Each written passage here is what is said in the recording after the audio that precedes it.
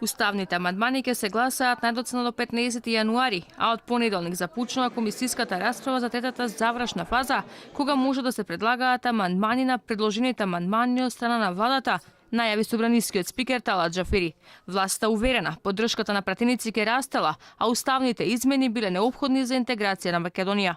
Настрана од сите партиски препукувања наши, треба конечно да се издигнеме над партиските интереси и да се ставиме на вистина во функција на граѓаните и во функција на иднината на целата наша држава. Во таа смисла и во таа насока јас верувам и сум оптимист дека двотретинското мнозинство во собранието би требало да се зголемува. Но и покрај уверувањата на премиерот Заев дека расте поддршката во парламентот за гласањето, амандманите го гарантирале правото на самоопределување, мнозинството сепак не е единствено. Лидерот на интегративците Али Ахмети отворено порача дека е загрижен за процесот, но Џафери денеска го правдаше. Поделеност немало, загриженоста била да не се наруши процесот на имплементација на договорот од Преспа. Таа загриженост не е во смисла дека некој не верува во некого, него е работа која што се одвива, односно се однесува на сите постапки и случувања последни што се случуваат околу функционирањето на институциите и затоа и тоа веројатно апел за да се има внимание во постапувањето понатаму, за да не би се иритирало, односно провоцирало ситуација која што би била во спротивност од определбите за исполнување на договорот во завршна фаза.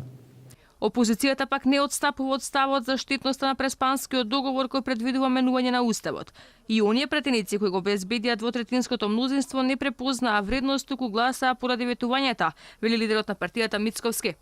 Овие 80 не беа обезбедени затоа што некој ги препознал вредностите на се тоа, туку затоа што има определени ветувања и очекувања.